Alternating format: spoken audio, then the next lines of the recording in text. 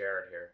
We're going to be covering a few different concepts today and giving you a big picture overview of how you can approach overcoming binge eating, healing from binge eating, healing from all these mental struggles, giving you a new 10,000 foot framework, a new conceptual way to approach this.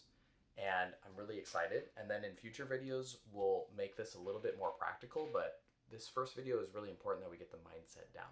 So I have these three different books here, and we are going to start off with the big picture of intuitive eating. That's where you're eating peacefully, you're eating normally, you're not out of control, your mind is quiet, essentially.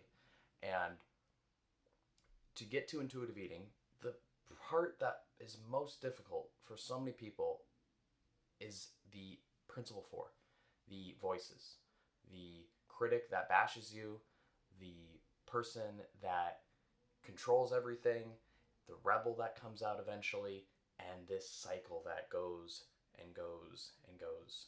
And so we're going to be exploring this cycle. The productive part that starts, or the restrictive part, the controlling part, the perfectionistic part, that part. In intuitive eating frameworks, this is the diet mentality. It can be whatever. And then how this part transitions to another part. And that part is the rebel, the impulsive one who just doesn't care, the one who just says give in, who just disassociates and eats, that part. And then we're going to be cycling back around to that guilt and shame that come after the eating, the voice that criticizes you, that tries to shame you, and in principle four of this is your inner critic, And so what I find fascinating, and here's where we're going to get into things, is these parts, as you just heard me talk about the binge cycle, the Binge-Diet Cycle, right? The Binge-Diet Cycle, what I just described. Control, binge, shame, repeat. That's the Binge-Diet Cycle. We gave names to it based on the intuitive eating. We have the food police, which is the control. Then we have the inner rebel, which is the binge that rebels and eats. And then we have the inner critic, which is the voice that comes after. And what is fascinating and where these internal family systems comes in is instead of seeing these as things that we need to battle, things that we need to fight against, things that we need to suppress, there are actually three different parts that are working together in a system. And it's like each part is blind. Each part doesn't really see how it interacts with the other parts. Each part is actually trying to help you. So I just want to give this viewpoint. This is a big picture perspective. It's a new way for you to start really getting deep into the binge diet cycle, healing from this, healing the core struggles. That battle in your head,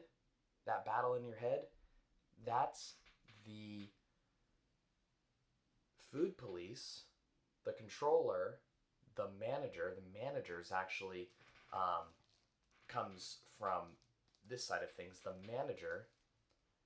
manager is a person, it's you, and it has its own goals. It's trying to protect you. It's trying to keep you from harm. It's trying to protect you from rejection. It's trying to get people to love you.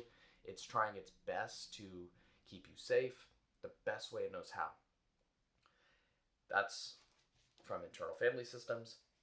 And eventually what happens is the other persona, this other aspect, the inner rebel, or the one who doesn't care, the one who tries to protect you from pain. This is really important. As the controller, right? That controller, or the productivity, or the food police, they're the perfectionist. It drives you. It depletes you. It leaves you depleted. It leaves you in pain. It doesn't care about you. It doesn't care about your needs, the caregiver side of you. That's all that first part. It leaves you depleted. It leaves you deprived. It leaves you in pain. and the inner rebel stands up for you, or the impulsive binge eater that comes out and protects you by numbing you out through food.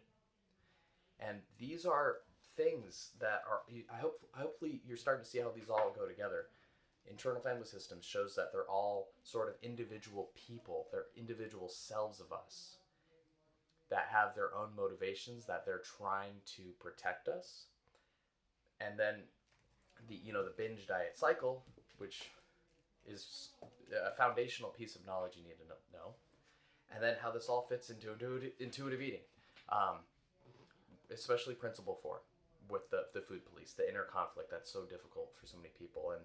And then finally, to wrap up the cycle, it is the inner critic that comes to motivate you, that comes to protect you, to say, don't try things.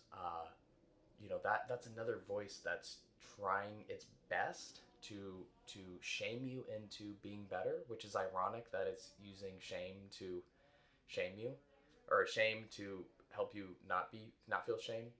So I hope you're starting to see how you have a couple different people living inside of you. These are you. They're little versions of yourself. They're trying to protect you, but they're immature. Together, they work together to form the binge diet cycle. The managers control you. They lead you to a place of deprivation. The binge side comes out to heal that pain. It's a temporary solution, and then the inner critic is very upset at the binge part for healing the pain, because it comes with a bunch of negative consequences, and it tries to shame you into being better, and the cycle repeats.